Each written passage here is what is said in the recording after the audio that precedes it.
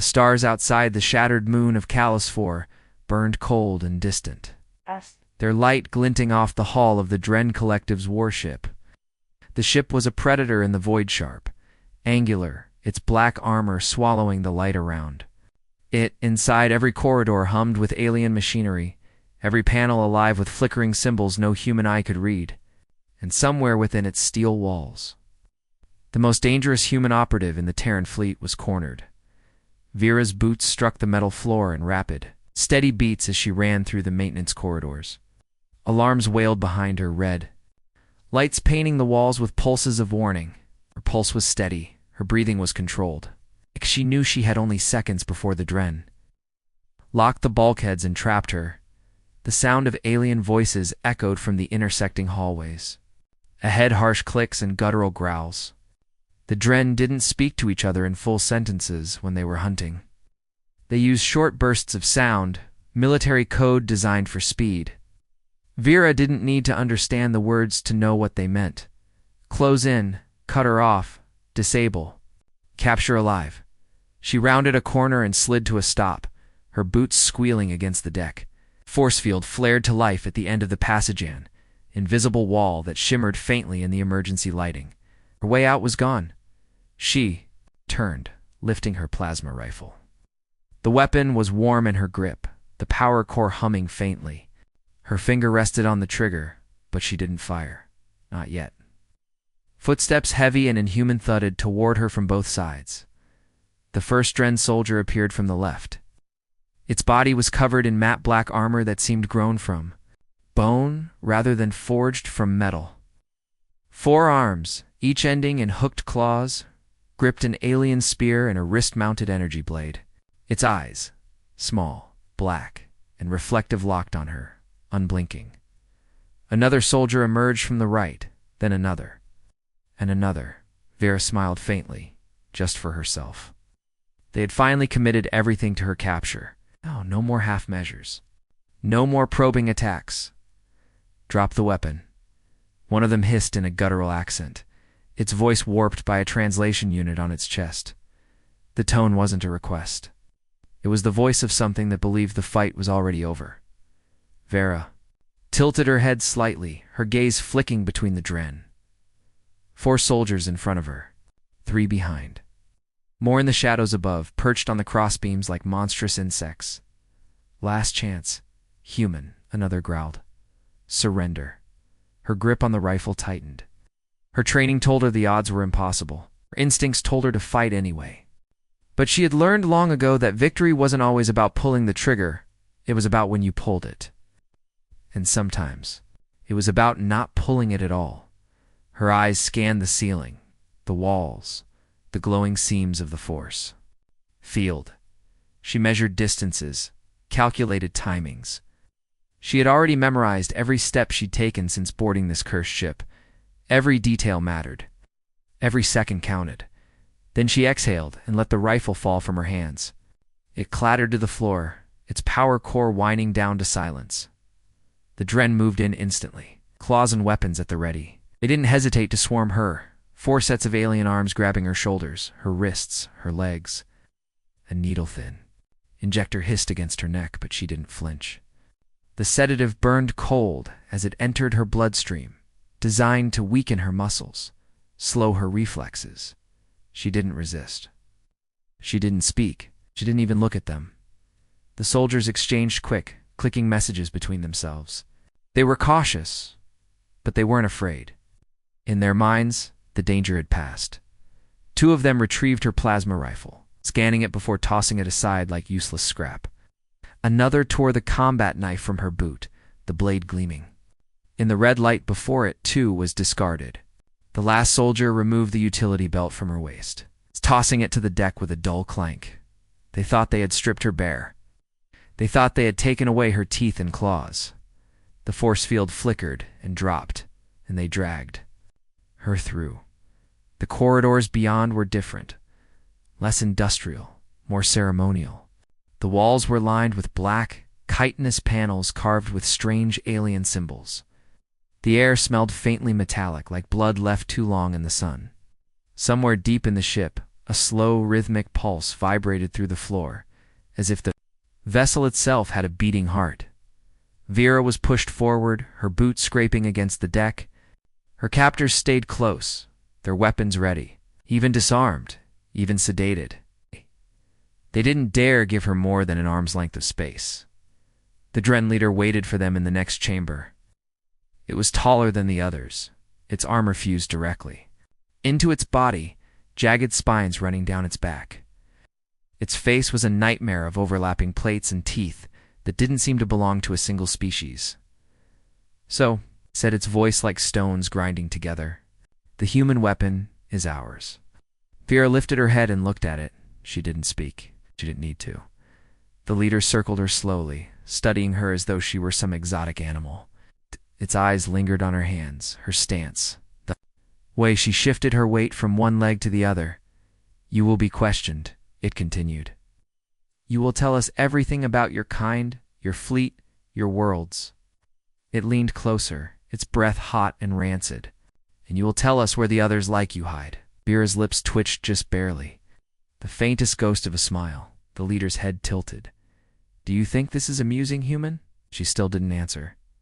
"Take her to the cell," it ordered. "We will break her later." They pulled her away again, dragging her deeper into the ship.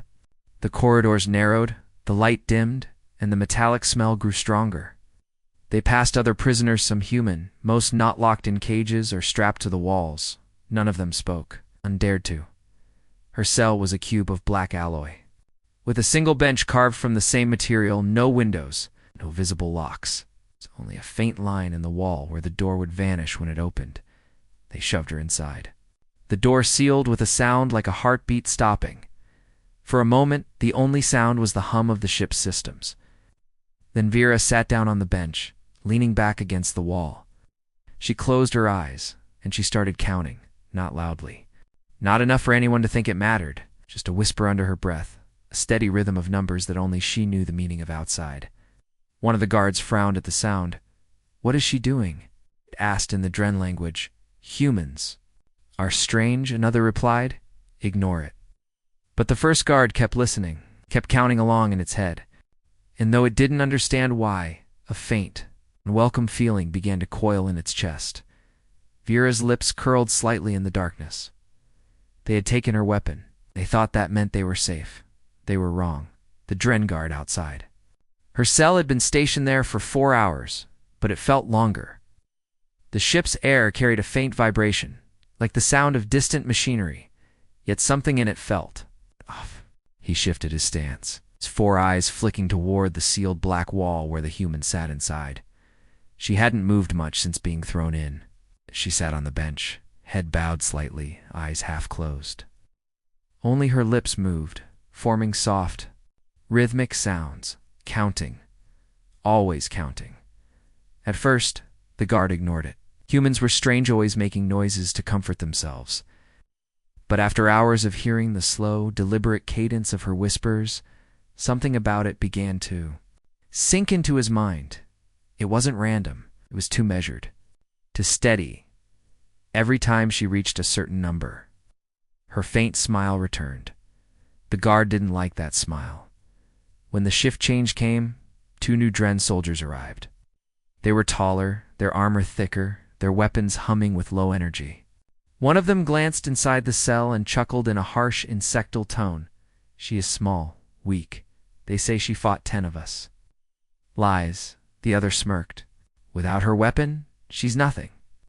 From inside the cell, Vera's head lifted. Her eyes pale gray in the dim light, fixed on them. She said nothing. The silence stretched just long enough for both guards to become aware of their own breathing. "See?" The first one scoffed. Turning away? Harmless. But when they resumed their posts, one of them noticed something odd. The surveillance feed for this section, tied to the wall panel beside them, flickered for a moment, just static. Then it came back.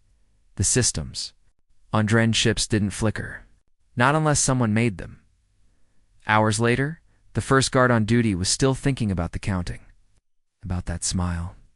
Inside, Vera had stopped speaking. She was staring at the wall opposite the door, eyes sharp, unblinking. She wasn't looking. At the wall itself, she was looking through it, as though measuring distances only she could see. Elsewhere in the ship, as the hum of the engines faltered for half a heartbeat, lights dimmed.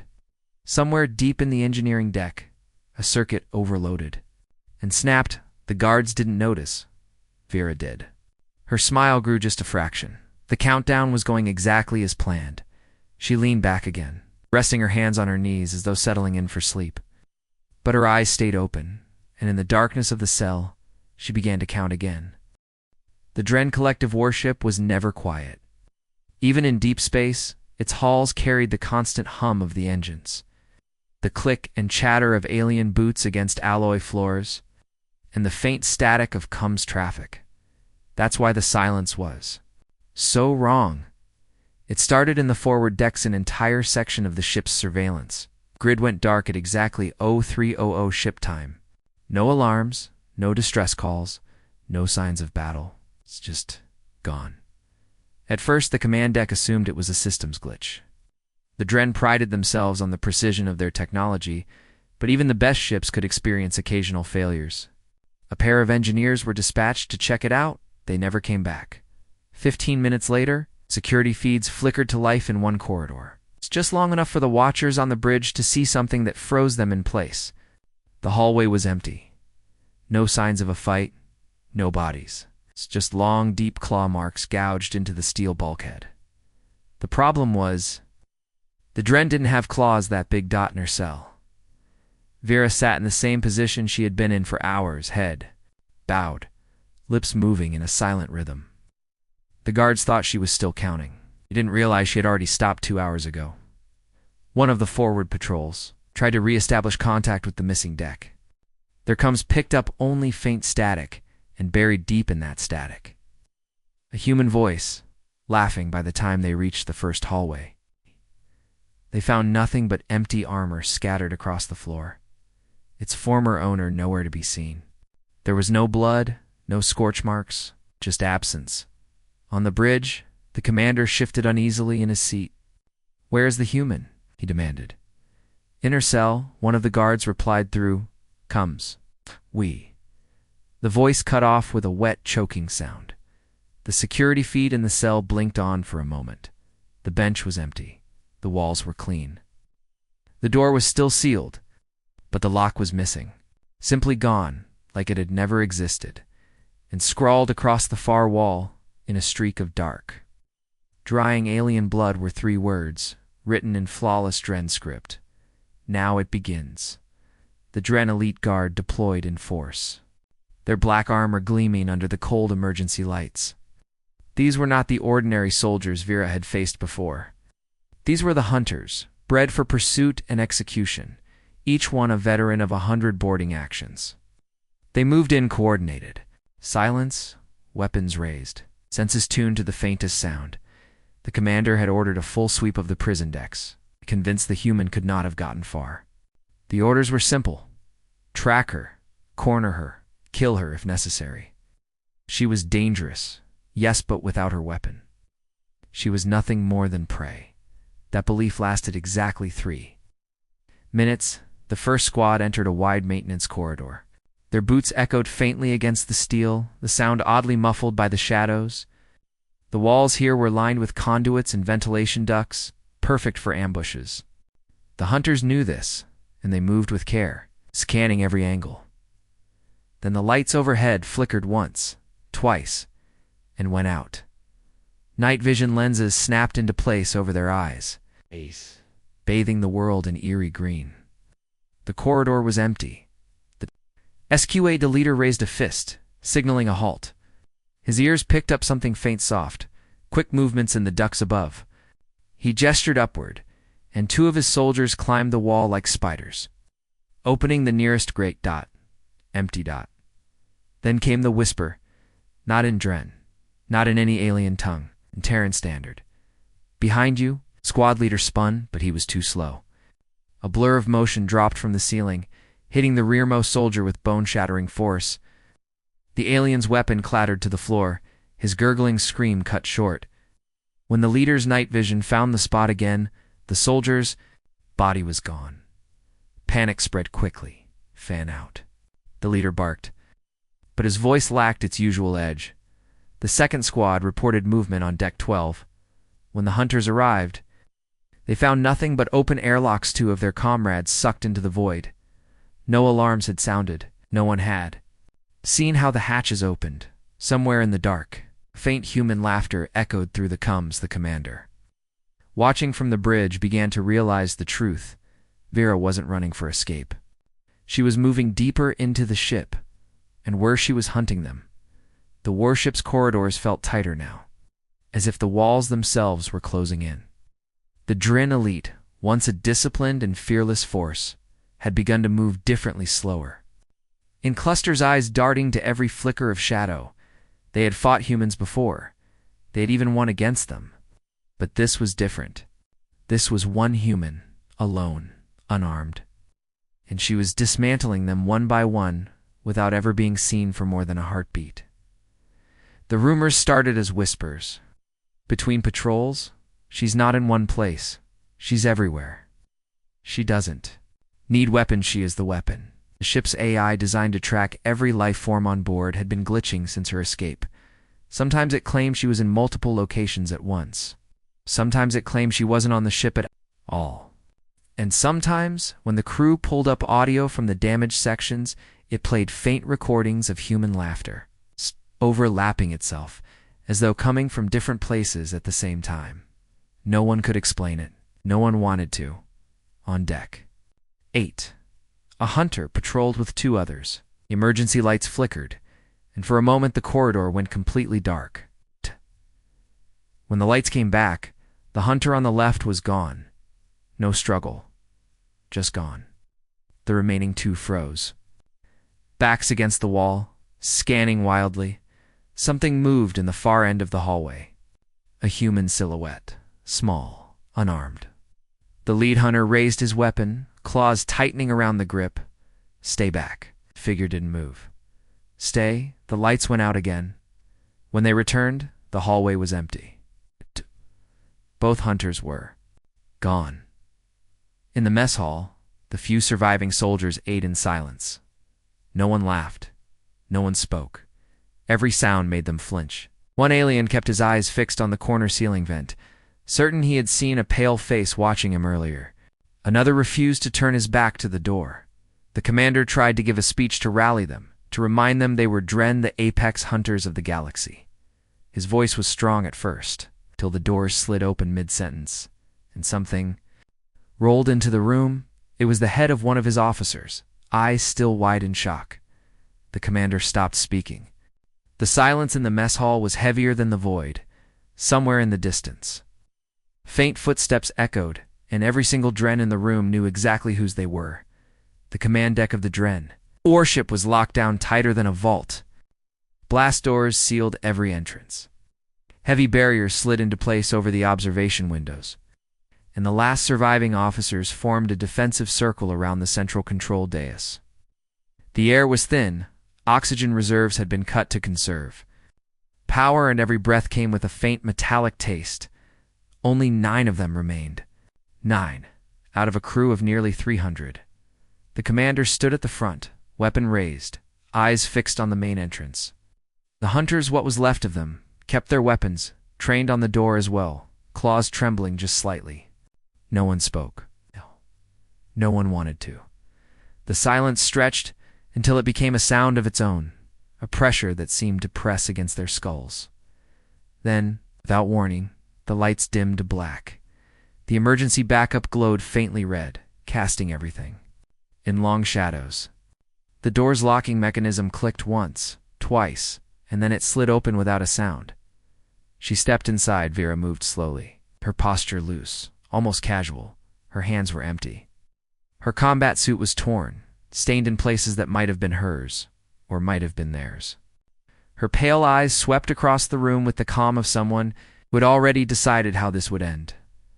One of the hunters hissed, stepping forward with his weapon raised. "Stay where you are." She didn't even look at him. The commander tightened his grip on his rifle. "You will surrender." Now, it made her smile. A faint curve of her lips that wasn't joy at all, but something colder. "You still think you're in control, she said quietly. Her voice was calm, unhurried.